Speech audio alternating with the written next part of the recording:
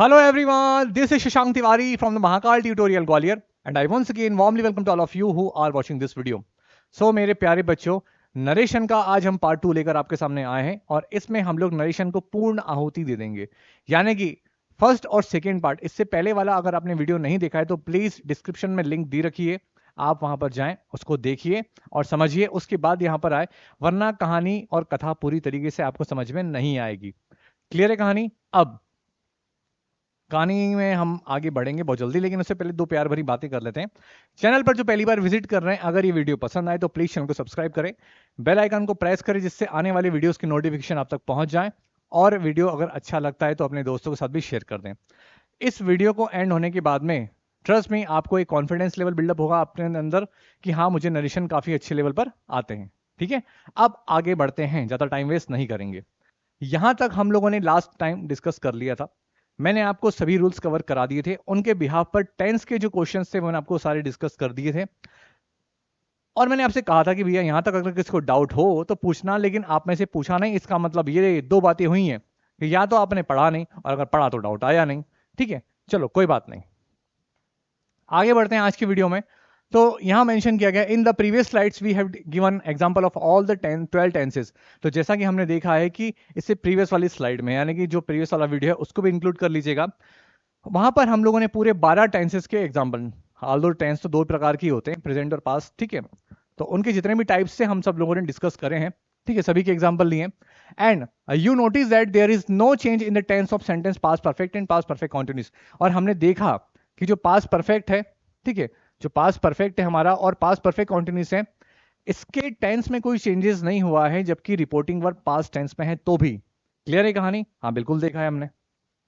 अब देखिए क्या लिखा है आगे, नोट, यदि वाक्य में शैल का प्रयोग हुआ है तो इसको शुड में तभी परिवर्तन किया जाएगा जब इनडायरेक्ट नरेशन में भी फर्स्ट प्रोनाउन हमारा आई और वी रहता है, अन्यथा यह वुड में ही परिवर्तित रहेगा। ठीक है, अब हाँ, ये थोड़ा सा गड़बड़ हो गया, रूल नंबर 8, इसको नीचे स्लाइड कर देते हैं, कोई दिक्कत नहीं है। तो ये एक पॉइंट था, तो ये आप ध्यान रखना, जब भी हम लोग फ्यूचर सिंपल वाले या फ्यूचर परफेक्ट वाले टेंसेस के अल्टीमेटली देखा जाए, जब इनडायरेक्ट नरेशन में चेंजेस करते हैं तो किस तरीके से चेंज होना है, यहाँ पर ये बताया गया है कि शेल का शुड में तभी परिवर्तन होगा जब फर्स्ट पर्सन प्रोनाउन हमारा आई और वी रहेगा, तब, अन्यथा वो वुड में ही रहेगा। ठीक, चलो आगे देखते हैं क्या लिखा है। रूल नंबर 8 हमारा कहता है, यदि रिपोर्टेड स्पीच, ठीक है, यदि रिपोर्टेड स्पीच में कोई यूनिवर्सल ट्रूथ हुआ, कोई प्रूवर्ब हुई, कोई मैथमेटिकल फैक्ट हुआ, ठीक है, या फिर हिस्टोरिकल फैक्ट है, कोई हैबिचुअल एक्ट है, कोई मोरलिटी के बारे में अगर बात हो रही है, तो ऐसे सेंटेंस को जब इनडायरेक्ट नरेशन में चेंज करते हैं तो रिपोर्टिंग वर्ब की पास्ट टेंस में होने पर भी इनका टेंस चेंजेस नहीं होता है। ये रूल नंबर 8 जो है मेरे प्यारे बच्चों, ठीक है, ये जो रूल नंबर 8 है ये बहुत ज्यादा इंपॉर्टेंट है आप सभी के लिए, ध्यान रखना, यहाँ से एग्जाम में क्वेश्चन पूछे जाते हैं। ठीक है, तो क्या बताया गया, कोई मैथमेटिकल फैक्ट्स, हिस्टोरिकल फैक्टर और हैबिचुअल एक्शन आपका, यहां पर अगर कुछ इस तरीके से बातें होती हैं तो भले ही आपकी रिपोर्टिंग वर्ब पास्ट टेंस में बनी रहे, लेकिन रिपोर्टेड स्पीच के टेंस में कोई चेंजेस नहीं देखने को मिलेंगे आपको। ठीक है, कुछ एग्जांपल देखते हैं, वहां से आपको और बेटर अंडरस्टैंडिंग होगी। यहां देखिए आप, पहले तो ये एग्जांपल लिखिए हमने 1 to 5, उसके बाद में यहां मेंशन कर रखा है क्या डायरेक्ट है और क्या इनडायरेक्ट है। ठीक, अब आ जाओ वापस, क्या लिखा है, she said the sun sets in the west, तो ये हमारा यूनिवर्सल ट्रूथ है। अब यहां पर आपको ये देखना है कि रिपोर्टिंग वर्ब मेरे प्यारे बच्चों क्या थी, पास्ट टेंस में थी। रिपोर्टिंग वर्ब पास्ट टेंस में है, उसके बावजूद हमने इस रिपोर्टेड स्पीच का पास्ट टेंस नहीं किया। क्यों नहीं किया? क्योंकि हमें पता है कि हमारे रूल में ये बात कही गई है कि अगर कोई यूनिवर्सल ट्रूथ हो, कोई हिस्टोरिकल फैक्ट हो, कोई प्रूवर्ब हो, मैथमेटिकल फैक्ट हो, कोई हैबिचुअल एक्शन हो, तो रिपोर्टिंग वर्ब के पास्ट टेंस में होने पर भी रिपोर्टेड स्पीच के टेंस में कोई चेंजेस नहीं होते हैं। ठीक है, आगे देखते हैं रूल नंबर 2 क्या लिखा है, यानी कि example number 2, the teacher said India become Republic on 26 Jain, ठीक है, जनवरी 1950। ये क्या है, एक हिस्टोरिकल फैक्ट है कि हमारा जो भारत है वो कब रिपब्लिक हुआ था, तो 26 जनवरी 1950 को। तो सेम लिखा है, द टीचर सेड, उसके बाद में ये इन्वर्टेड कॉमा हटाया, उसकी जगह पे लगा दिया दैट, और उसके बाद में इस सेंटेंस को एज इट इज लिख दिया गया, और ये बन गया इसका इनडायरेक्ट नरेशन। एक और एग्जांपल लेते हैं, क्या लिखा है, he said to me honesty is the best policy, ये हमारी एक प्रूवर्ब है। तो सेड टू का हो गया हमारा टोल्ड, तो ही टोल्ड मी दैट, ये कंजक्शन हटाया तो क्या लगा दिया दैट, और सेम सेंटेंस को हमने एज इट इज उतार दिया। क्लियर है कहानी? चलिए, और बाकी के जो मैथमेटिकल फैक्ट है, हैबिचुअल एक्शन है, ये सेम ऐसे ही लिखे गए हैं। देखो वीडियो में सोच रहा हूं कि इसी वीडियो के अंदर आपको एक दो एग्जांपल और करा दूं, ताकि थर्ड वीडियो की रिक्वायरमेंट ना पड़े। थोड़ा सा स्किप कर रहा हूं, स्किप इन द सेंस ये आपको बता दिया है, ये सारे रूल्स यहां पर अप्लाई होंगे, ठीक है। अगर फिर भी इसमें कोई डाउट आता है तो आप मुझसे कमेंट बॉक्स में अपडेट कर सकते हैं। आगे देखते हैं क्या लिखा है। यहां हम बात करने वाले हैं स्पेसिफिक रूल्स के बारे में। चलिए क्या लिखा है स्पेसिफिक रूल्स में, हम पढ़ने वाले हैं इंटेरोगेटिव सेंटेंस के को इनडायरेक्ट नरेशन में कैसे चेंजेस करते हैं। अभी तक हम लोगों ने पढ़ लिया काफी सारी सुंदर सुंदर चीजें। अब बात करने वाले हैं कि अगर कोई इंटेरोगेटिव सेंटेंस आपको देखने को मिलता है और अगर आपके एग्जाम में आता है कि उसका इनडायरेक्ट नरेशन कैसे चेंज करना है, उसको इनडायरेक्ट नरेशन में कैसे चेंज करना है, तो पहले उसके रूल्स पढ़ेंगे और उसके बाद में कुछ उसके एग्जाम्पल देखने वाले हैं। तो क्या लिखा है, so interrogative sentence can generally be divided into two parts. सो यहाँ पर स्टेटमेंट लिखा गया कि इंट्रोगेटिव सेंटेंस को बेसिकली जनरली दो पार्ट में डिवाइड कर सकते हैं। लिखा है question whose that answer can be given yes और नो, यानी कि ऐसे प्रश्न जिनका आंसर हम लोग यस या नो में दे सकते हैं। जैसे एग्जांपल लिखा है आर यू हैप्पी, तो ये जो सेंटेंस है बेसिकली हेल्पिंग वर्ब से शुरू हो रहा है, तो हाँ इसका आंसर हम लोग हाँ या ना में दे सकते हैं। अगर वो पूछ रहा है आर यू हैप्पी, क्या आप खुश हैं, तो हाँ मैं खुश हूं, तो मैं इसका आंसर यस या नो में दे सकता हूं। दूसरा टाइप लिखा है questions whose that answer can not be given in yes और नो, यानी कि ऐसे प्रश्न जिनका आंसर जो है हम लोग यस या नो में नहीं दे सकते हैं। These are also called WH questions, और इनको क्या बोला गया है मेरे प्यारे बच्चों, इनको बोला गया है WH क्वेश्चंस। यानी कि जैसे WH मतलब क्या, वेयर हो गया, व्हाट हो गया, हाउ हो गया, जो WH फैमिली हम सबने बचपन से पढ़ रखी है उसके बारे में बात हो रही है। तो जो दूसरे टाइप का क्वेश्चन है, ठीक है, can not be given in the yes और नो, उसका आंसर हम लोग यस या नो में नहीं दे सकते हैं, ठीक है। उनको क्या बोलते हैं हम लोग, उनको बोलते हैं WH क्वेश्चंस। अब इसमें एग्जांपल क्या लिखा है, वेयर डू यू लिव, आप कहाँ रहते हैं, तो मुझे बताना पड़ेगा प्रॉपर कि I live in Delhi, I live in America, या कहीं पर भी जहां पर भी आप रहते हैं। तो these types of questions start with WH words like what, where, which, who, how, etc. ठीक है। आई होप मेरे प्यारे बच्चों कि आपको यहाँ तक कहानी समझ में आ रही है। अगर नहीं आ रही है तो पॉज करें और स्पीड स्लो करें और फिर देखिए, ठीक है, डेफिनेटली समझ में आ जाएगी। आगे क्या लिखा है इसमें देखिए, इंटरोगेटिव सेंटेंस वाले में हम लोग चल रहे हैं। तो रूल नंबर फर्स्ट क्या लिखा है देखते हैं। रूल नंबर लिखा है the first type of interrogative sentence which starts with auxiliary verb and which can be answered in yes और नो, ठीक है। जो फर्स्ट टाइप के इंटरोगेटिव सेंटेंस होते हैं जहां पर जो हमने देखा है कि हेल्पिंग वर्ब से शुरू होते हैं, एक्सिलरी वर्ब से शुरू होते हैं, ठीक है, जिनका आंसर हम लोग यस या नो में दे सकते हैं, while converting them into indirect narration if और whether is used in place of that. यानी कि जहां पर हमने देखा है कि जो इन्वर्टेड कॉमा होता है, जनरली मैं इसको कंजक्शन का वर्ड यूज करता हूं, तो जहां पर भी इफ और दैट का यूज हम लोग अभी करते आ रहे हैं, वहां पर हमें क्या करना है, यहां पर करना है इफ और वेदर का, ठीक है। रूल नंबर 1 क्या लिखा है एक बार फटाफट से चेकआउट करते हैं। जो भी हमारा इंटेरोगेटिव सेंटेंस है, जब हम उसको डायरेक्ट नरेशन से इनडायरेक्ट नरेशन में चेंज करेंगे, तो जो इन्वर्टेड कॉमा होता है जिसको मैं कंजक्शन के नाम से जानता हूं, जब मैं उसको हटाऊंगा तो वहां पर मुझे दैट की जगह पर क्या यूज करना है, मुझे करना है इफ और वेदर का यूज करना है, ठीक है। आगे क्या लिखा है देखते हैं rule number 2। In indirect speech, interrogative sentence is converted into assertive sentence. That is very important point, students. So keep this in your mind. ठीक है। जब भी हम डायरेक्ट नरेशन से इनडायरेक्ट नरेशन में चेंज करते हैं तो सेंटेंस को असर्टिव में कन्वर्ट करना बहुत जरूरी होता है। After change in the indirect speech, ठीक है, the sentence no longer remains a question and question mark at the end of the sentence is also removed. यानी कि सेंटेंस के लास्ट में जो क्वेश्चन मार्क रहता है उसको भी हटा दिया जाता है और सेंटेंस फिर एक इंटेरोगेटिव सेंटेंस में नहीं रहेगा, उसको अफर्मेटिव में कन्वर्ट कर दिया जाएगा, असर्टिव में कन्वर्ट कर दिया जाएगा। नाउ आगे क्या लिखा है, The tense and pronoun of the sentence are changed according to the rules in mentioned earlier। यानी कि अभी तक हम जो रूल्स इससे पहले पढ़ते आ रहे हैं, बाकी की जो प्रोनाउन वगैरह का जो टेंस वगैरह का चेंजेस होना है वो वैसा ही रहेगा। यानी कि अगर रिपोर्टिंग वर्ब हमारी पास्ट में है तो रिपोर्टेड स्पीच का जो टेंस है उसका भी पास्ट हो जाएगा, ठीक। एक एग्जांपल देखते हैं, उससे समझते हैं, बेटर अंडरस्टैंडिंग होगी हमारी। क्या लिखा है, आज जुकाम हो गया है लेकिन फिर भी देखो हम लोग पढ़ा रहे हैं, ठीक है, आप लोग भी पढ़िए ध्यान से। अब क्या लिखा है रूल नंबर 3, वर्ब लिखा है ask, asked, asked are used instead of say और सेड। हर एक रूल को बड़ी ब्यूटीफुल तरीके से मेरे प्यारे बच्चों यहां पर लिखा गया है, ठीक है। क्या लिखा है यहाँ पर, जो हमारी रिपोर्टिंग वर्ब अभी तक हमने क्या देखी है, से और सेड देखने को मिल रही है, हमें क्या यूज करना है, आस्क, आस्क्ड और आस्क का यूज करना है। अब एग्जांपल देखिए क्या लिखा है, she said to me are you going to Delhi, she said to me are you going to Delhi. Step by step जो लास्ट टाइम तरीका बताया था वही फॉलो करेंगे। सबसे पहले दो पार्ट में डिवाइड करेंगे इसको, ठीक है। क्या लिखा है, इन्वर्टेड कॉमा से पहले इसको एक पार्ट बना दिया और इन्वर्टेड कॉमा के बाद में इसको दूसरा पार्ट बना दिया। एक एक पार्ट क्लियर करेंगे मेरे बच्चों, कभी गलती नहीं होगी, ध्यान रखना। दो हिस्सों में डिवाइड कर दिया, फिर एक एक करके शॉर्ट आउट करो। क्या लिखा है, सेड टू का आपके हिसाब से क्या होगा, यहां पर लिखा है, कहां गए हम लोग, हाँ आस वाला सेक्शन कहां गया, ये रहा। सेड टू का हम लोग क्या करेंगे, आस, तो हमने क्या लिख दिया, शी आस्क्ड मी। हमने क्या लिखा, शी आस्क्ड मी। ठीक है, अब इसके बाद में ये जो कंजक्शन लिखा है, हम इफ या वेदर किसी का भी यूज कर सकते हैं, तो हमने लिख दिया वेदर। ठीक, आगे क्या लिखा, are you going to Delhi. अब आप यहां पर ये देखना, रिपोर्टिंग वर्ब हमारी प्रेजेंट में है या पास्ट में है। तो देखो रिपोर्टिंग वर्ब सेड लिखा है, यानी कि रिपोर्टिंग वर्ब है हमारी काय में, पास्ट में। यानी कि इतना समझ में आ गया कि जो रिपोर्टेड स्पीच है उसका जो टेंस है उसका पास्ट हो जाएगा। अब ये जो लिखा है आर यू गोइंग, यानी कि ये है प्रेजेंट कॉन्टिन्यूस का, तो काय में कन्वर्ट होगा, ये होगा पास्ट कॉन्टिन्यूस में। इसके अलावा दूसरा पॉइंट क्या था, सेंटेंस जो है इंटेरोगेटिव न रहते हुए अफर्मेटिव में कन्वर्ट होगा। ठीक, अब आर यू गोइंग टू को मैं अगर पहले लिख दूं, बहुत इजी वे में करते हैं। ये जो are you going to Delhi है, इसको मैं पास्ट में चेंज करूंगा तो क्या हो जाएगा, were you going to Delhi. क्या हो गया ये, were you going to Delhi. अब इसी सेंटेंस को अगर मैं अफर्मेटिव में कन्वर्ट कर दूं तो क्या हो जाएगा, you were going to Delhi. क्या हो जाएगा, you were going to Delhi. तो ये तो मैंने बना लिया। अब आप ये सोचिए कि उसने जब मुझसे बोला, she said to me are you going to Delhi, तो यहां पर सब्जेक्ट क्या बनेगा, आप खुद सोचिए। तो यहां पर सब्जेक्ट बनेगा आई, क्योंकि उसने मुझसे बोला, और जब आई प्रोनाउन चेंज हो रहा है तो हेल्पिंग वर्ब भी चेंज होगी।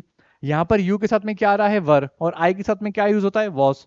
तो यहां पर क्या हो जाएगा, I was going to Delhi, और सेंटेंस भी कैसा है हमारा, अफर्मेटिव है। तो यहां पर क्या हो गया पूरा answer, she asked me whether I was going to Delhi. क्या आंसर हो गया, शी आस्क्ड मी, इफ या वेदर आप किसी का भी यूज कर सकते हैं, she asked me whether I was going to Delhi. ठीक है, उम्मीद करता हूं मेरे प्यारे बच्चों समझ में आ रहा होगा, बहुत इजीली आपको समझा रहा हूं, इसमें कहीं पर भी कोई दिक्कत नहीं होगी। ठीक है, एक और एग्जांपल देख लेते हैं क्या लिखा है, सी सेड टू अनुभव have you an extra copy. Bar bar repeat कर रहा हूं, हर बार रिपीट कर रहा हूं, और आगे भी रिपीट करता रहूंगा।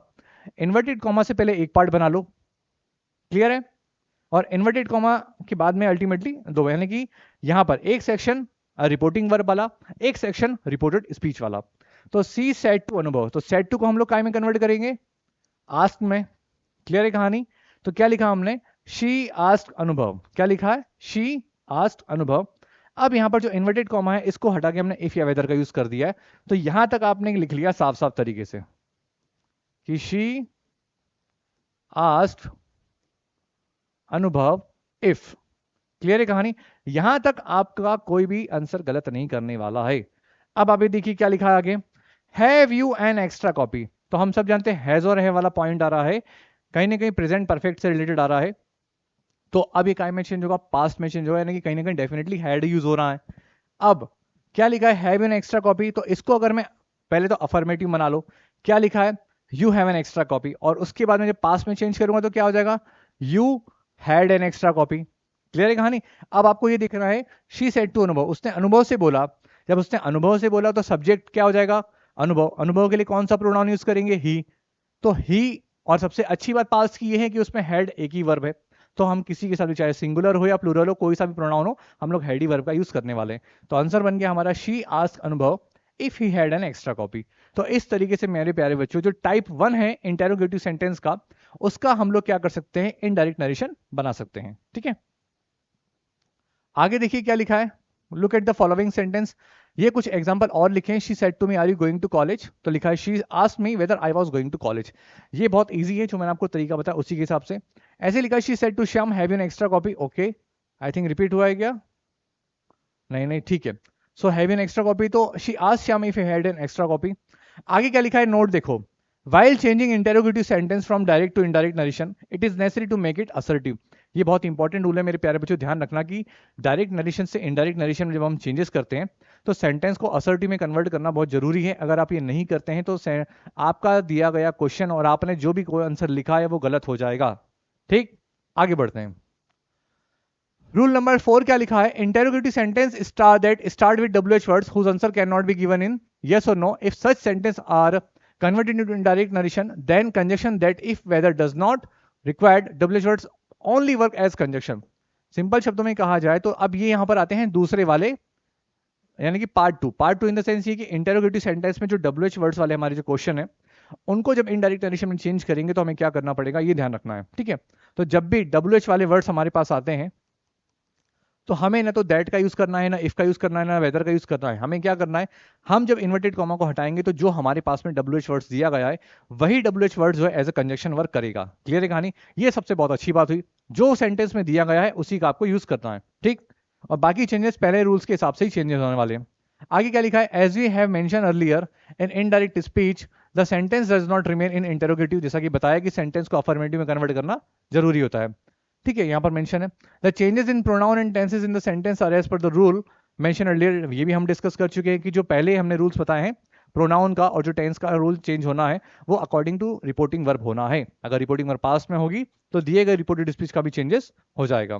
एग्जाम्पल क्या लिखा है वो देखिए, he said to her what do you want, ठीक, सिंपल सा फंडा है। ओके, यहाँ पर क्वेश्चन मार्क लगाना गड़बड़ हो गया। अब देखिए ही सेड टू हर, तो सेड टू का हम क्या करेंगे, सेड टू का हमें करना है आस्क, तो हमने लिख दिया ही आस्क्ड हर। अब जैसा कि बताया था कि इसको हटाने के बाद में हमें ना तो दैट का यूज करना है, ना इफ का यूज करना है, ना वेदर का यूज करना है। हमें क्या यूज करना है, जो भी WH वर्ड्स दिया गया है प्यारे बच्चों उसी का हम लोग यूज करने वाले। तो ही आस्क्ड हर व्हाट, क्या लिख दिया हमने, व्हाट।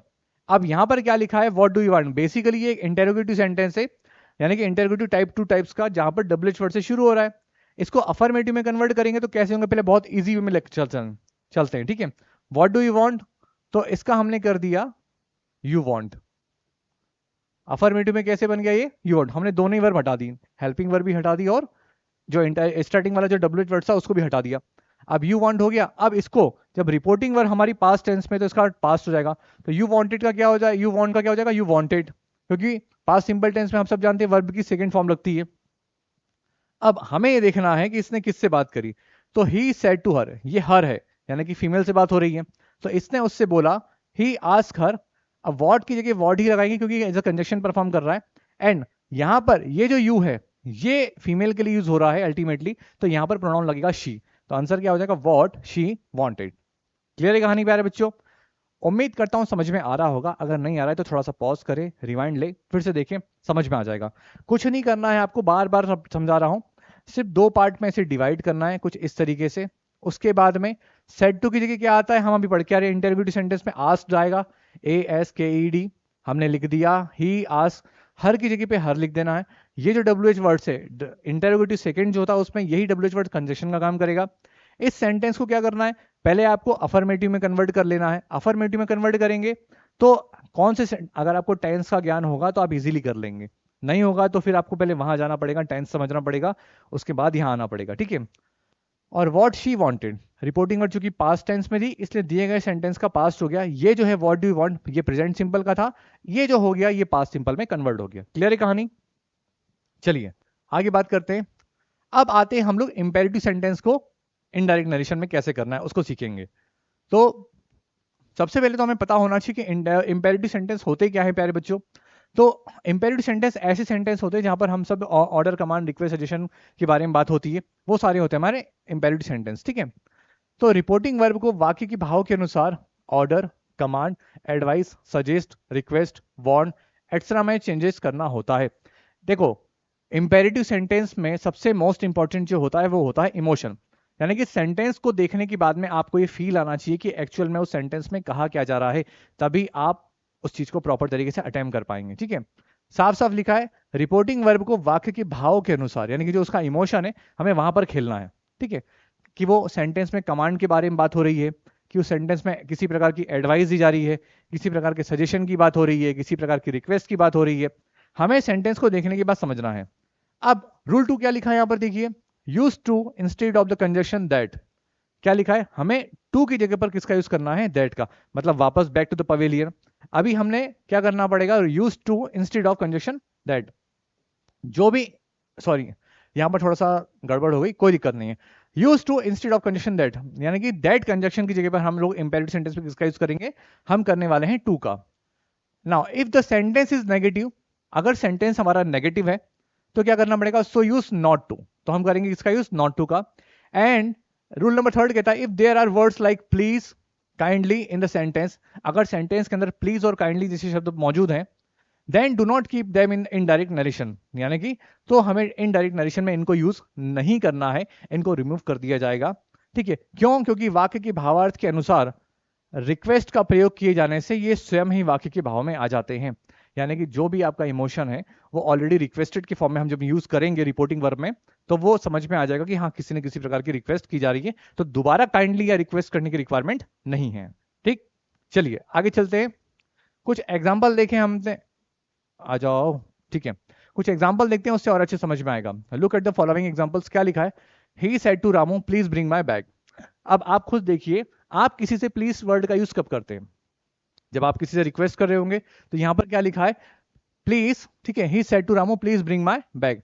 अब इस सेंटेंस में देखो, जो आपको रूल बताए थे वो फॉलो करना है। पहला रूल तो ये करना है, दो पार्ट में डिवाइड करें इसको। क्लियर है कहानी? अब सेड टू की जगह पे क्या आएगा? तो हमने इंपेरेटिव सेंटेंस में पढ़ा था सेड टू की जगह पर जो भी उस सेंटेंस का इमोशन है। तो यहां पर हमें ये समझ में आ रहा है कि प्लीज आ रहा है, यानी कि रिक्वेस्टेड का यूज होगा, रिक्वेस्ट का यूज होगा, ईडी आपको लगाना है। तो ही रिक्वेस्टेड रामू। क्लियर है कहानी? क्या आ गया? ही रिक्वेस्टेड रामू। और ये जो इन्वर्टेड कॉमा दिख रहा है, जिसको हम कंजक्शन के नाम से जानते हैं, इसको हटाएंगे तो क्या लगाएंगे मेरे प्यारे बच्चों? हम लोग करेंगे टू का यूज। तो he requested Ramu to bring his book. अब यहां पर सर माय था, यहां पर हिज आ गया, ये कैसे? मैंने आपको पहले भी कहा है, नरेशन क्या होता है? जहां पर दो व्यक्तियों की बातों को किसी तीसरे से अपने शब्दों में कहना, वो कहलाता है नरेशन। अब यहां पर क्या लिखा था? ही सेड टू रामू, उसने रामू से कहा। क्लियर है? उसने रामू से कहा कि उसका बैग दो। ये जो माया है किसके लिए हो रहा है? ही के लिए। अब क्या हुआ? ही रिक्वेस्टेड रामू। जब मैं इस चीज को किसी और से बोलूंगा तो क्या बोलूंगा? उसने रामू से रिक्वेस्ट करी कि उसका बैग दीजिए, तो उसके लिए हम क्या करते हैं? ही का हिज हो जाता है। क्लियर है कहानी? तो ये जो है हिज, ये भी किसके लिए यूज हो रहा है? ही के लिए। उम्मीद करता हूं कि आपको समझ में आ रहा होगा। एक और एग्जांपल देखिए, he said to me have a cup of tea. तो यहां पर क्या हो रहा है? अल्टीमेटली सामने वाला हमें चाय के लिए पूछ रहा है, ऑफर कर रहा है। तो क्या लिखा है देखिए, सेड टू का क्या हो जाएगा? Asked me. तो ही आस्क्ड मी टू, ये कंजक्शन हटाए तो क्या लगा दिया? टू। और टू क्यों करा है? क्योंकि ये एक इंपेरेटिव सेंटेंस है और हम सब जानते हैं कि इंपेरेटिव सेंटेंस में कौन से कंजक्शन का यूज होता है? टू का। तो he asked me to have a cup of tea. Same sentence को एज इट इज उतार दिया, क्योंकि यहां पर ऐसा नहीं बोला कि किसी ने किसको चाय पीने, उसने जनरली ऑफर करा, उसने मुझे चाय के लिए पूछा, तो मैं अगर किसी को बोलूंगा तो उसने मुझे चाय के लिए पूछा, have a cup of T, बस। अब इसमें क्या बड़ा चढ़ा के बोलना है? ठीक, आगे देखिए। नोट, नेगेटिव इंपेरेटिव वाक्यों में जो डू नॉट या डोंट जो शब्द शुरू होते हैं, उनमें जैसा हमने पहले बताया है कि नॉट टू का यूज करना है, हम नॉट टू की जगह पर फॉरवर्ड का भी यूज करते हैं, लेकिन फॉरवर्ड के अगर फॉरवर्ड का यूज कर रहे हैं तो नॉट टू का नहीं करना है, बिकॉज फॉरवर्ड अपने आप में एक नेगेटिव वर्ड है। क्लियर है कहानी? या तो फॉरवर्ड कर लो या नॉट टू कर लो, दोनों एक साथ कभी नहीं आएंगे, सेंटेंस गलत हो जाएगा। फॉरवर्ड कर रहे हो तो फॉरवर्ड ही करेंगे, एंड नॉट टू कर रहे हो तो नॉट टू कर रहे हो। ठीक है, एक एग्जाम्पल देखते क्या लिखा है, एक सेकेंड है ना।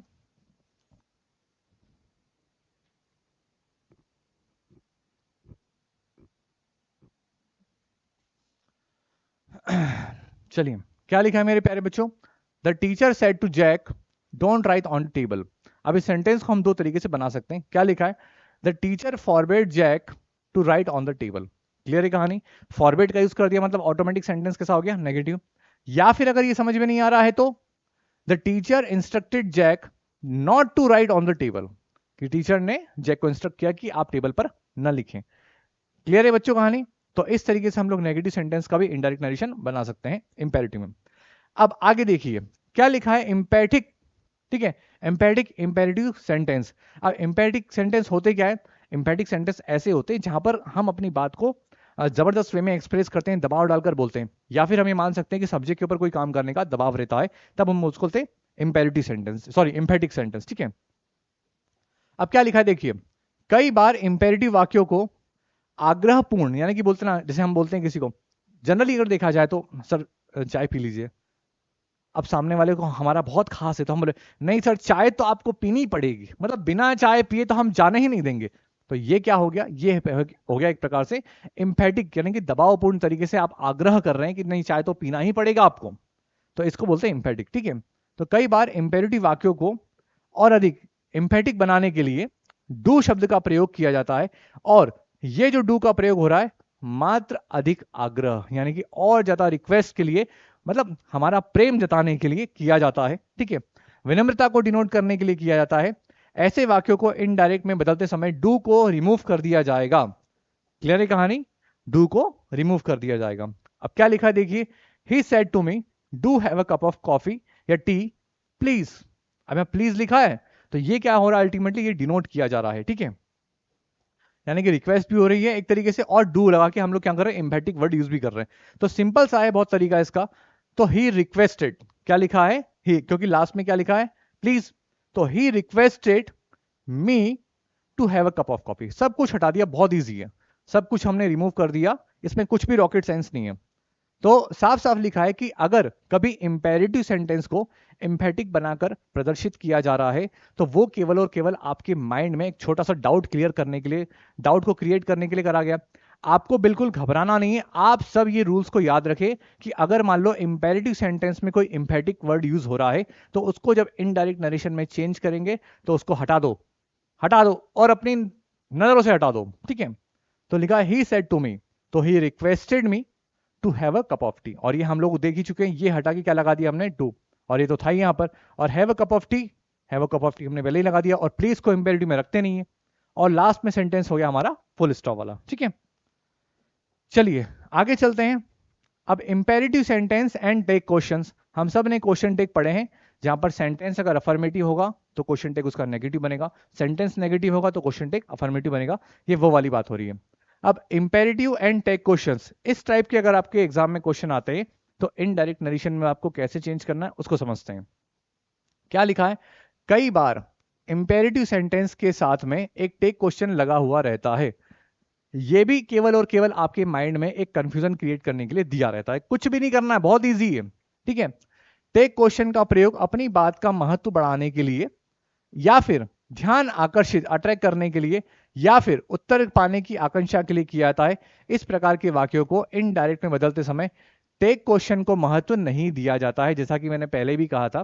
कभी अगर आ जाए तो घबराना नहीं है, जो रूल्स आपको बताए जा रहे हैं वैसे ही आप अटेम्प्ट करेंगे, ठीक है बच्चों।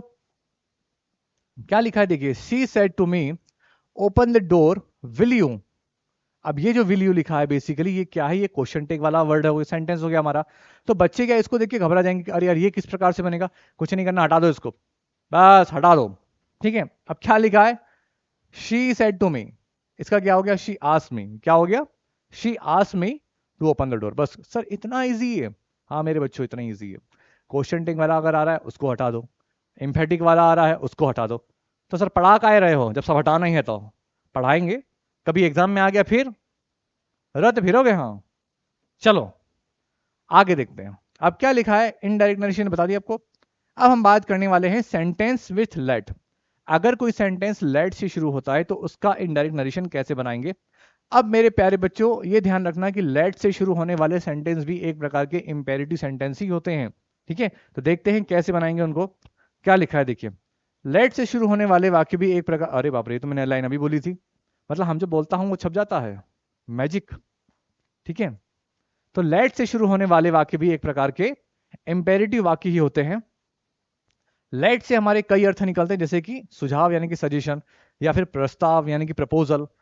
इस तरीके से हम लोग लेट का प्रयोग अलग अलग तरीके से करते हैं। तो एक सेंटेंस लिखा है आपके सामने, वो देखिए, he said to me let us go to market. Method हमारा वही रहेगा, दो पार्ट में डिवाइड कर लीजिए उसको, क्लियर है कहानी। अब क्या लिखा है, सेड टू की जगह पे हम किसका यूज करेंगे, हम करेंगे, देखो सेंटेंस में किसकी इमोशंस क्या आ रहा है, या तो प्रपोजल वाली बात होगी या सजेशन वाली बात होगी। तो सेड टू की जगह हमने क्या कर दिया, ही सजेस्टेड, क्या लिख दिया, he suggested to me to go to market. क्या लिखा है, he suggested to me to go to market. बस बहुत सिंपल है, इतना ही करना है आपको और कुछ भी नहीं करना है। थोड़ा डिटेल में आपको अभी और लेके चलते हैं, एक एग्जांपल और देखिए। अब इसी सेंटेंस को हम एक और तरीके से बना सकते हैं बच्चों, आइए नीचे आइए आप, ठीक है। क्या लिखा है, he suggested to me that we should go to market. हम लोग शुड क्या यूज करके भी, हम लोग शुड का यूज कर कर भी इसको इनडायरेक्ट नरेशन में चेंज कर सकते हैं। क्या लिखा है देखिए, तो लेट से आरंभ होने वाले वाक्यों में इंपेरेटिव वाक्य की तरह टू का प्रयोग भी उपरोक्त अनुसार कर सकते हैं। जब शुड का प्रयोग किया जाता है तो कंजक्शन दैट का प्रयोग, ये ध्यान रखना इंपॉर्टेंट है, अगर शुड का प्रयोग कर रहे हैं तो कंजक्शन दैट का प्रयोग सजेस्टेड और प्रपोज की बाद में करना होगा, वरना सेंटेंस आपका गलत हो जाएगा, ठीक है। अब एक एग्जांपल देखिए क्या लिखा है, she said let him complete his work first. तो क्या लिखा है, सी सजेस्टेड, अगर हम सजेस्टेड के हिसाब से बना रहे हैं तो क्या है, देखो he she suggested that he should complete his work first. Clear है कहानी। और ये सब कैसे हो रहा है, प्रोनाउन कैसे चेंज हो रहा है, शुरू से कहानी 50 मिनट तक पढ़ने के बाद में। उम्मीद है इतनी तो समझ में आ गई होगी आप सभी को मेरे प्यारे बच्चों। ठीक है, तो सेड की जगह हमने क्या कर दिया, सजेस्टेड, एंड उसके बाद में कंजेशन हटा दिया, यहाँ पर क्या लगा दिया, दैट। और दैट क्यों लगाया, क्योंकि हमने शुड का यूज किया है इसलिए। ठीक है, तो he suggested that he should complete his work first. आगे देखिए क्या लिखा है, लेट से व्यक्ति की इच्छा यानी कि विश भी व्यक्त की जाती है।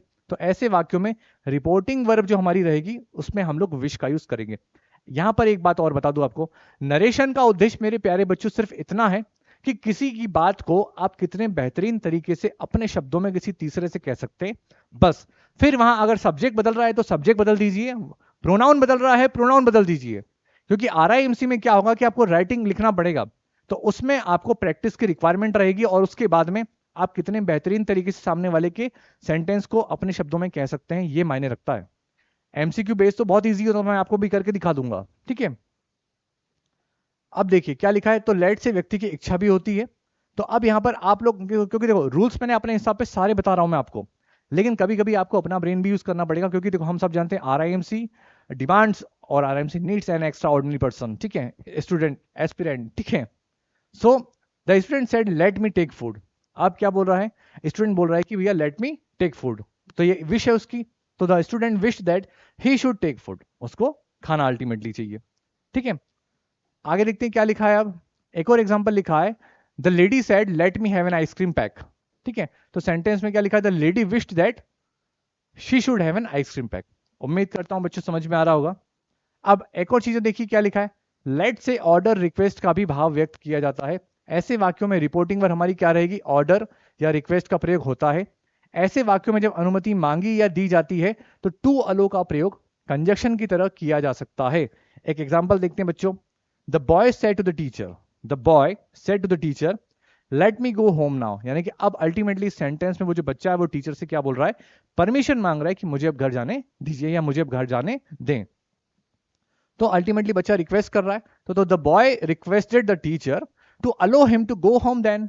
देन क्यों आ गया, नाउ का क्या होता है हम सब जानते हैं, रिपोर्टिंग वर्ब अगर पास्ट टेंस में, और हम सब देख रहे हैं रिपोर्टिंग वर्ब काय में, तो नाउ का देन, एगो का बिफोर।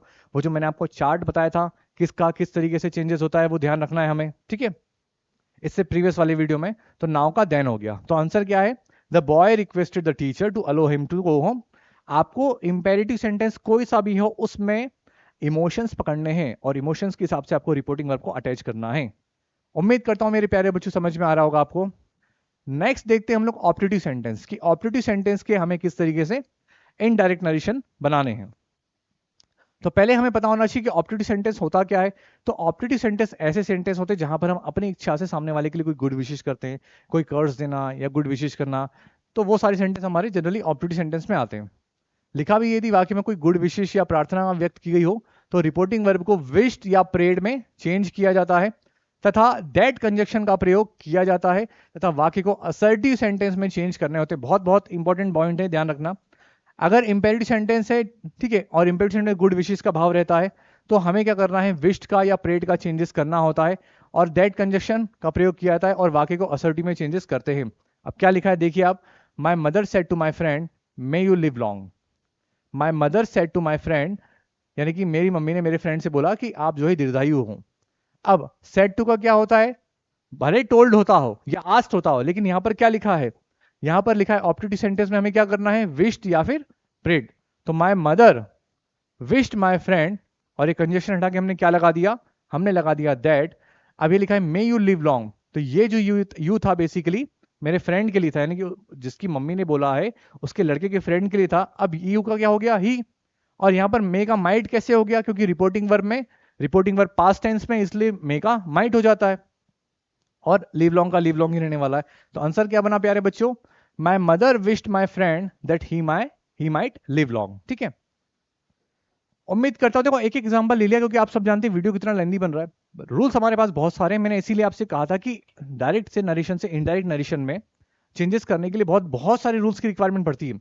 और रूल्स को पढ़ने के बाद में आप अगर कम से कम 500 क्वेश्चंस इसके नहीं लगा रहे तो शायद ये मान के चलना आप परफेक्ट नहीं हो पाएंगे, क्योंकि एक एक रूल्स के आपको 50-50 क्वेश्चन लगाने पड़ेंगे, और सोच लो हमने कितने रूल्स पढ़ लिए हैं। तो practice makes man perfect, as we all know that. So do practice and do practice. ठीक है, अब आगे देखते हैं. पॉइंट 2 क्या लिखा, यदि वाक्य में गुड मॉर्निंग, गुड इवनिंग और गुड डे इत्यादि शब्दों का प्रयोग अगर हो रहा है तो रिपोर्टिंग वर्ब की जगह पर हम लोग किसका यूज करेंगे, विश का प्रयोग किया जाता है. और अगर सर या जिसे अभिवादन किया गया है, अगर उनका भी नाम इन्वर्टेड कॉमा में रहता है तो उसको भी रिमूव कर दिया जाएगा. क्या लिखा है, he said to the teacher good morning. तो क्या है, उसने टीचर से क्या बोला, विश किया अल्टीमेटली, तो he wish the teacher good morning, बस खत्म. आगे देखिए, यदि सेंटेंस के अंदर फेयरवेल यानी कि विदाई जैसी अगर बात हो रही है, विदाई सूचक अगर शब्द है गुड बाय, फेयरवेल इत्यादि का प्रयोग किया गया हो, तो रिपोर्टिंग वर्ब जो है बेसिकली उसमें बैड का यूज किया था. ध्यान रखना, that is very important, that's why we highlighted here. ठीक है, क्या लिखा है कि फेयरवेल वाले अगर वर्ड हो रहे हैं गुड बाय, तो हमें किसका यूज करना, बैड का. अब देखिए क्या लिखा, he said to me goodbye, उसने मुझसे बोला गुड बाय, तो आंसर क्या आ जाएगा इसका, ही बैड मी गुड बाय, बस खत्म. यहां पर फिर किसी का भी यूज नहीं करना है, डायरेक्ट बनाएंगे he bade me goodbye. आगे क्या लिखा है वो देखिए, the teacher said farewell my friends, farewell my friends, तो the teacher bade his farewell friends. इसके अलावा और कुछ नहीं करना है. ठीक है, अब आगे देखिए क्या लिखा है, एक्सक्लामेटरी सेंटेंसेस. ठीक है, सर कितना पढ़ाओगे नरेशन और कितने टाइप के सेंटेंस आएंगे. उम्मीद करता हूं बहुत जल्दी खत्म हो जाएगा मेरे प्यारे बच्चों. देखो मैंने कहा ना, नरेशन कुछ ही टॉपिक इंग्लिश में ऐसे हैं जो बच्चों को बहुत ज्यादा परेशान करते हैं, इसीलिए बीच में से इसको उठा लिया अभी. ठीक है, क्योंकि अभी RIMC का एग्जाम होने वाला है, तो बच्चों मैंने कहा था कि जितना भी अपने स्तर पर करा सकता हूं उतना मैं आपको सभी को करा दूंगा. कौन सा कलर है, इसको ले लेते हैं. चलो, अब एक्सक्लामेटरी सेंटेंस क्या होता है, हम सब जानते हैं कि जहां पर बाय हार्ट फीलिंग आती है, इमोशंस के बारे में बात होती है, किसी इंसिडेंट को देखने के बाद में सडनली मन में फीलिंग्स आना, वो सब क्या कहलाता है, वो आता है हमारा एक्सक्लामेटरी सेंटेंस में. 1 मिनट का ब्रेक लेते हैं.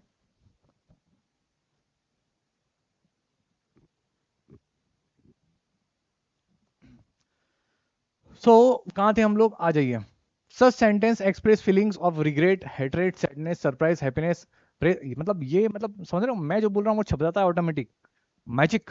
ठीक है, इनको बोलते हैं एक्सक्लामेटरी सेंटेंस. ठीक है, क्या लिखा है, इस तरह के वाक्यों को इनडायरेक्ट नरेशन में चेंज करते समय वाक्य के भावार्थ के अनुसार एक्सक्लेम विद जॉय, यानी कि सिंपल शब्दों में कहा जाए तो इसमें आपको इमोशंस पे ही खेलना है, इंपेरेटिव सेंटेंस में भी और एक्सक्लेमेशन वाले सेंटेंस में भी.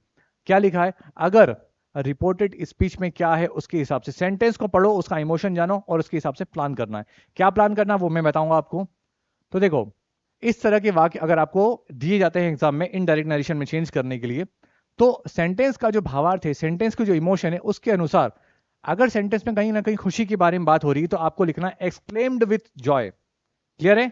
अगर मान लो किसी प्रकार के दुख के बारे में बात हो रही है तो लिखना है एक्सक्लेम्ड विथ सोरो, एक्सक्लेम विथ हैप्पीनेस. ठीक है, इस तरीके से आपको मेंशन करना है. किसी प्रकार के सरप्राइज के बारे में बात हो रही है तो एक्सक्लेम विथ सरप्राइज, यानी कि जो भी सेंटेंस का इमोशन हो उसके साथ वाले वर्ड आपको यूज करने, और वो सारे वर्ड यहां पर मेंशन किए गए, अपलॉज, एंगर, ठीक है, कंटेम्प्ट, इस तरीके से. नाउ जैसे रिपोर्टिंग वर्ब का प्रयोग किया जाता है, जैसा कि बता दिया आपको, conjunction that is used, conjunction that का यूज किया जाता है. Words like alas, oh, wow, वाह, bravo, hurray are removed while making them into indirect. ये जो भी वर्ड आपके इमोशन को डिनोट करने के लिए डायरेक्ट नरेशन में यूज किए जाते हैं, इनडायरेक्ट नरेशन में चेंज करते समय इनको वहां से हटा दिया जाता है. We do not use them. Clear है कहानी. Now what next, exclamatory sentence are change into assertive sentence. जो भी हमारे एक्सक्लामेटरी सेंटेंस होते हैं, it's very important rule, so must keep in your mind that we have to change into assertive sentences. Clear है कहानी. क्या हमें क्या करना है, असर्टिव सेंटेंस में इनको चेंज करना है. If any wish is express in the sentence, example if I were bird, if I were the president of India, ठीक है, then the reporting verb wished is used. अगर किसी प्रकार की विश के बारे में यहां पर बात की गई हो तो हमें किसका यूज करना है मेरे प्यारे बच्चों, हमें करना है विश्ड रिपोर्टिंग वर्ब का यूज करना है. ठीक है, चलिए. नाउ इतने सारे रूल्स को ध्यान में रखने के बाद में अब थोड़ी सी कुछ प्रैक्टिस कर लेते हैं. तो कुछ एग्जांपल्स देखिए मेरे प्यारे बच्चों, क्या लिखा है आप सभी के सामने. Look at the examples. She said if I were a bird. ठीक है, क्या लिखा है, she said if I were a bird. तो हमने लास्ट में भी रिसेंटली पढ़ा है कि अगर किसी प्रकार की कोई इच्छा के बारे में बात हो रही है, माने कि वो बोल रही है कि अगर मैं पक्षी होती तो, लल्लो तुम पक्षी कैसे होती, तो तुम तो ह्यूमन निकली, तो अगर दोबारा से बर्ड बनना पड़ेगा तो फिर भगवान से आपको सेटिंग करनी पड़ेगी, फिर से आपको बर्ड बनाना पड़ेगा, तो लल्लो आप बर्ड नहीं बन पाएंगी, I am really very sorry. ठीक है सर, कितने प्यार से आपने समझा दिया. तो क्या लिखा है देखिए, she said if I were a bird. इस टाइप के सेंटेंस का इंडायरेक्ट नरेशन कैसे बनाना है, तो she wish that she would be a bird. यहां पर हमें वुड बी का यूज करना है और ये रूल्स अभी नीचे बताया जाएगा आपको. ठीक है, तो आपको सिर्फ इतना ध्यान रखना है कि अगर कोई ऐसे सेंटेंस जहां पर किसी प्रकार से विश्ड के बारे में बात हो रही है, यानी कि ऐसे सेंटेंस, ऐसी कोरी कल्पना जो भविष्य में शायद कभी पॉसिबल ना हो, ठीक है, मैं तुम्हारी जगह होता या मैं राजा होता या मैं रानी होती, अरे गए जमाने राजा रानी के, अब तो डेमोक्रेटिक सिस्टम आ गया है, कोई राजा नहीं है, ठीक है, बट आप राजा बन सकते हैं, you may be a king, ठीक है। So she said if I were bird, तो she wish that she would be a bird. एक एग्जांपल लिखा, she said if I were young again, वो बोलती कि मैं काश मैं फिर से यंग हो जाती। हाँ, यंग के बारे में बात करते हैं, एक बार उम्र चली गई, जब बाल सफेद हो गए हमारे जैसे तो काले नहीं हो पाएंगे, ठीक है। चलो, तो क्या लिखा है, she wished that she would be young again. Clear है कहानी। अब नोट क्या लिखा, देखो, जिन वाक्यों में आई वर, ही वर जैसे शब्द एक इच्छा को प्रकट करते हैं मेरे प्यारे बच्चों, उन्हें इनडायरेक्ट स्पीच में बदलते समय हम लोग वुड बी का यूज करते हैं। क्लियर है कहानी। तो यहां पर नोट मेंशन कर दिया है, फिर से चेकआउट करो। जिन वाक्यों में आई वर, ही वर ऐसे वाले वाक्य अगर कोई एक इच्छा को प्रकट करते हैं, ये प्रकट है, ठीक है, तो उन्हें इनडायरेक्ट स्पीच में बदलते समय हम लोग किसका यूज करेंगे, वुड बी का यूज करते हैं। ध्यान से देखना, हाईलाइटेड है वो, ठीक है। अब एक्सक्लामेटरी वाक्यों को असर्टिव में बदलते समय निम्न वाक्यों पर ध्यानपूर्वक अध्ययन करने समझ में आ जाएगा। यानी कि एक्सक्लामेटरी सेंटेंस में जो एक्सक्लामेटरी वाक्य है उनको असर्टिव में किस तरीके से चेंज करते हैं, वो एक दो एग्जांपल देख लीजिए। क्या लिखा है देखिए यहां पर, what a pretty girl she is, कितनी सुंदर लड़की है वो। उसको देखकर मतलब देखो कितनी इमोशन जागृत हो गए हमारे मन में कि इतनी सुंदर भी कोई हो सकता है, ठीक है। हाँ हाँ बिल्कुल हो सकते हैं। तो क्या लिखा है देखो, नॉर्मल सेंटेंस क्या है, she is a pretty girl, वो प्रिटी गर्ल है। लेकिन यहां पर ये एक्सक्लेमेशन क्या डिनोट कर रहा है कि कितनी सुंदर है वो, लिखा ना व्हाट अ प्रिटी गर्ल। ऐसे क्या लिखा है, what a nice gift it is, कितना नाइस गिफ्ट है ये, ठीक है।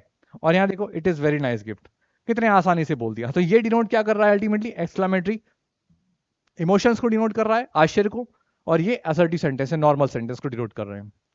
ऐसे ही एक टाइप बी भी होता है एक्सक्लेमेटरी सेंटेंस का, उसको और देख लीजिए मेरे प्यारे बच्चों। थोड़ी सी खुशखबरी ये है कि ये लास्ट है, इसके बाद नहीं है, ठीक है, तो परेशान मत होइएगा आप। अब मार्कर और पेन का कलर चेंज कर लेते हैं। एक्सक्लेमेटरी सेंटेंस में टाइप बी आता है, उसका एक एग्जांपल देखिए। क्या लिखा है, Jack said what a tasty food it is. बिल्कुल ये भी एक्सक्लेमेटरी है। इसको बनाने से पहले, इनडायरेक्ट बनाने से पहले आप ये देखिए मेथड क्या है, सिंपल सा मेथड है। सेड को रिमूव करके हमें क्या लगाना है मेरे प्यारे बच्चों, एक्सक्लेम का यूज करेंगे, ठीक। कॉमास को रिमूव करके हम क्या यूज करेंगे, हम लोग दैट का यूज करेंगे। उसके बाद में व्हाट ऑब्लिक हाउ हट जाएंगे। दैट की जगह के बाद में हम लोग क्या आएगा, सब्जेक्ट आएगा हमारा। उसके बाद में हेल्पिंग वर्ब लगाना है और उसके बाद में वेरी का यूज करना है। रिपोर्टिंग वर्ब हमारी पास्ट टेंस में होने पर टेंस को चेंज करना होगा, बस इतना ही ध्यान रखना है। और टेंस हमारा जो भी हमें सेंटेंस दिया गया है वो इनडायरेक्ट नरेशन में चेंज हो जाएगा, ठीक। अब देखो क्या लिखा है, Jack said what a tasty food it is. जो जो बताया है रूल में वही याद करो। सेड को हटाकर क्या लिखेंगे, एक्सक्लेम। तो हमने सेड को हटा दिया, क्या लिख दिया, जैक एक्सक्लेम। बोलो सही है यहां तक, क्लियर है। आगे क्या लिखा है, कॉमा को हटाकर दैट को यूज करेंगे। ये हमारा कॉमा कहां गया, ओके थोड़ा सा गड़बड़ हो गया क्या, यहां पर इसको करना है, ठीक है। तो इन्वर्टेड कॉमा जो है हम उसको रिमूव कर दिया हमने, तो क्या लगा दिया, यहां पर आप ऐसे प्लान कर लेना बच्चों, ठीक है। यहां पर हम इन्वर्टेड कॉमा को लगा देंगे, क्या लगा देंगे, दैट का यूज कर देंगे, जो कि यहां पर लिखा भी है। व्हाट अ ऑब्लिक हाउ, तो यहां पर क्या आया, व्हाट अ आया, बिल्कुल आया। अब क्या करना है, इनको हटा देंगे, तो बिल्कुल हमने हटा दिया, हमने यूज भी नहीं करा, देखो इसमें। आगे क्या लिखा है, दैट के बाद में सब्जेक्ट आएगा, तो हमने दैट लिखा, क्लियर है। सब्जेक्ट क्या है इसका, इट। सब्जेक्ट क्या है, इट, तो इट हमारा सब्जेक्ट आ गया। उसके बाद में क्या आएगा, हेल्पिंग वर्ब आएगी। तो रिपोर्टिंग वर्ब पास्ट टेंस में है, यहां पर प्रेजेंट था, इसका पास्ट हो जाएगा, तो आ गया वॉज। उसके बाद में क्या लगाना है, वेरी का यूज करना है, तो लिख दिया वेरी। और उसके बाद में रिमेनिंग जो पार्ट से डायरेक्ट नरेशन के वो लिख दिए। तो टेस्टी फूड की जगह क्या लगा दिया हमने, बस टेस्टी फूड लगा दिया, ठीक है। अब एक और एग्जांपल लिखा है आपके सामने। क्या लिखा है, Rahul said to her how fool you are. Rahul ने उससे कह दिया कि तुम कितनी बेवकूफ हो। लिव। अब राहुल कर लेंगे इनसे ब्याह, नहीं कर पाएंगे, लिव, देख लियो, दई चुनौती तुम्हें। अब क्या लिखा है, Rahul said to her how fool you are. तो सेड टू का क्या हो जाएगा, जैसा कि लिखा है एक्सक्लेम, और यहां पर भी लिखा है हमने एक्सक्लेम का यूज करना है। तो राहुल एक्सक्लेम। आगे क्या लिखा है, हर, हर का हमें हर का ही यूज करना भैया। तो Rahul exclaim her how full लिखा है, तो हाउ तो हमें हटाना पड़ेगा। तो Rahul exclaim her that she was very full. जो प्रेजेंट का है उसको पास में कर दिया, हेल्पिंग वर्ब के बाद में वेरी का यूज कर दिया, और रिमेनिंग पार्ट में फूल था तो फूल का फूल ही लगा दिया।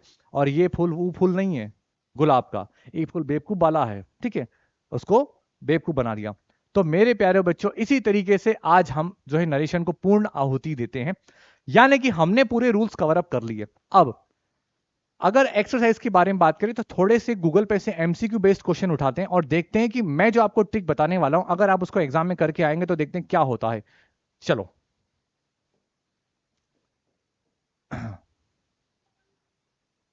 ओके ओके ओके, यहीं से उठा लेते हैं यार। चलो एमसीक्यूज ऑन नरेशन, आ जाओ। कोई सी भी आप टेक्स्ट बुक वगैरह या किसी भी वेबसाइट को आप उठा सकते हैं, ठीक है। पता चला सर टेक्स्ट बुक से आपकी सेटिंग है, अपने वहीं से क्वेश्चन उठा लिए, ठीक है। कौन सी उठा लेते हैं, चलो ओके ओके ओके। ये कौन है सर हमारे, नरेशन एक्सरसाइज, तो लीजेंड सर है हमारे। अरे इनको तो हम जानते हैं, हमारे मित्र हैं ये, ठीक है। ये भिंड में रहते हैं सर। चलिए ओके, इसको देखते हैं क्या है यहाँ पर, सेल्फ स्टडी वाले ने क्या दिया है, एमसीक्यू है कुछ कि नहीं, नहीं है। चलिए और कुछ देखें, इन्होंने देखो क्या दिया है। चलिए ओके, इनकी एक्सरसाइज लगा लेते हैं हम। अब देखिए प्यारे बच्चों, आपके सामने कुछ क्वेश्चन है, नरेशन क्वेश्चन आंसर, ठीक है। He said to me I am ready, 4 option है आप सभी के सामने। आप शायद जो भी 9th का आरएमएस या किसी भी एग्जाम का दे रहे हैं, अगर एमसीक्यू बेस्ड क्वेश्चन हो रहे हैं, आपको मैं जो ट्रिक बताने वाला हूं आप उसको फॉलो करना, डेफिनेटली महादेव की कृपा से आपका क्वेश्चन 100% सही रहेगा। क्या लिखा है, he said to me I am ready. अब आपको 2 पार्ट में डिवाइड करना है, यहां से लेकर यहां तक और यहां से लेकर यहां तक, ठीक। अब क्या करना है आपको वो देखिए। सबसे पहले रिपोर्टिंग वर्ब पे अटैक करेंगे। अगर रिपोर्टिंग वर्ब हमारी पास्ट टेंस में होती है तो दिए गई सेंटेंस का पास्ट हो जाएगा। तो जैसा कि हमें दिख रहा है कि रिपोर्टिंग वर्ब पास्ट टेंस में। अब आप एक बार फटाफट से नजर मार लो, चारों ऑप्शन में पास्ट किसका हो रहा है। आई एम रेडी का आई वॉज रेडी कहां पर है, आप चेक करें। He is ready, he was ready, I am ready, I will ready, किसी में नहीं आ रहा, लो बन गया, पोपट हो गया हमारा। अब आगे देखते हैं यहां क्या होता है। ही सेड टू मी का, सेड टू का हम क्या करेंगे, टोल्ड, क्या करते हैं, टोल्ड। तो अब ये देखिए ही टोल्ड मी कहां कहां पर आ रहा है, he told me, he told, to आ रहा है तो इसको तो हटा दो यहां से। ही टोल्ड मी यहां आ रहा है, ही टोल्ड मी यहां आ रहा है, ही टोल्ड मी यहां आ रहा है, यानी कि एलिमिनेशन मेथड में हमारा एक तो हमने वैसे ही चटका दिया। अब बचते हमारे पास में 3 में। अब ही सेड टू मी, उसने मुझसे बोला कि वो रेडी है। अब आई एम रेडी का क्या हो जाएगा, आई वॉज रेडी। और आई वॉज को जब मैं ये बोलूंगा, ही सेड टू, उसने मुझसे बोला, तो ही वॉज रेडी कहां कहां आ रहा है आप चेक करो। He was ready, he is ready, इसको हटा दिया, ही वॉज रेडी यहां आ रहा है, आई एम रेडी हटा दो, आई विल रेडी हटा दो। हमारा आंसर क्या हो गया मेरे प्यारे बच्चों, बी। अब मैं अगर आपकी जगह होता तो मैं बी पे टिक करता और मैं देखता हूं कि मेरा बी का आंसर सही है या नहीं, चेक कर लेते हैं। तो मेरे प्यारे बच्चों जैसा कि हमने बताया मेरा बी का आंसर भी करेक्ट है, ठीक है। अब एक और एग्जांपल देखते हैं। सोनिया सेड, सोनिया तो कहती ही है, सोनिया तो रानी बेटी है। Sonia said you help my sister. अब रिपोर्टिंग वर्ब पहले तो 2 पार्ट में डिवाइड करो, कर दिया सर। अब क्या करना है, रिपोर्टिंग वर्ब को देखो, बिल्कुल देखो सर। तो सोनिया सेड कहां कहां लिखा है देखिए, 1 2 3 4 सेज लिखा है सर यहाँ पे, इसको हटा दो पिक्चर में से, क्लियर है। अब बचे हमारे पास में 3 option. Reporting verb past tense में है तो इसका पास्ट होता है, ये अभी काय में लिखा है, you help my sister. Present simple में लिखा है तो पास्ट सिंपल में कहां कहां है वो चेक करो। ये आई हेल्प्स हर सिस्टर, हेल्प्स तो होता ही नहीं है, स्पेशली जब आई आता हो तो, ठीक है। चलो अब बचते हैं यहां पर क्या लिखा, you help my sister, I help her, ये हो सकता है आई हेल्प हर सिस्टर। अब आप सिंपल शब्दों में कहा जाए, बहुत इजी है, देखो क्या लिखा, सोनिया ने बोला you help my sister. For example मैं सोनिया, तो आप बताइए इसका आंसर क्या होना चाहिए आपके हिसाब से। तो Sonia said that I help her sister, तो ये सेंटेंस गलत है, ठीक। सोनिया सेड टू मी तो कहां से आ गया, इसको भी हटा दो। अब Sonia said that I help her sister और सोनिया सेड, इसका आंसर होगा मेरे प्यारे बच्चों सी। देखते हैं, चेक करते हैं कि हमारा आंसर सही है या नहीं। तो इसका आंसर है हमारा सी। तो मैं आपको बार बार दोहरा रहा हूं, बहुत इजी है। एक एग्जांपल और कर लेते हैं, वरना बोलोगे सर 2 तो रटी लिए थे आपने। चलिए यार दर्द तो बढ़ता ही जा रहा है, लगता है डॉक्टर के पास जाना पड़ेगा। एक क्वेश्चन और ले लेते हैं, चलो मेरे प्यारे बच्चों एक लास्ट क्वेश्चन हम लोग और डिस्कस कर लेते हैं, ठीक है।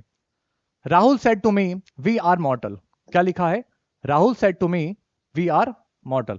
अब यहां पर देखिए प्यारे बच्चों, वी आर मॉर्टल ये क्या है, अगर आपको वो वाला सेंटेंस याद आ रहा होगा कि कहां पर यूनिवर्सल ट्रूथ का यूज होना है, कहां पर मैथमेटिकल फैक्ट का यूज होना है, तो वहां पर रिपोर्टिंग वर्ब अगर हमारी पास्ट टेंस में है तो भी ये सेंटेंस चेंज नहीं होता है। तो पहले तो ये पहचानो कि क्या ये उस टाइप का सेंटेंस है, देखते हैं। चलो अब क्या लिखा है, राहुल सेड टू मी। तो आपको सिंपल सा फंडा दो पार्ट में इसको डिवाइड करना है। अब बनाइए इसको, राहुल टोल्ड मी, क्या हो गया, कहां कहां पर लिखा है राहुल टोल्ड मी, अब ये चेक करें। Said to me, says to me, says to me, said to me. अब सर सेड टू का तो कहीं पर टोल्ड किया ही नहीं है, लो पोपट हो गया। कोई दिक्कत नहीं है, अगर नहीं दिया है तो हम इन चारों के साथ में ही खेलेंगे।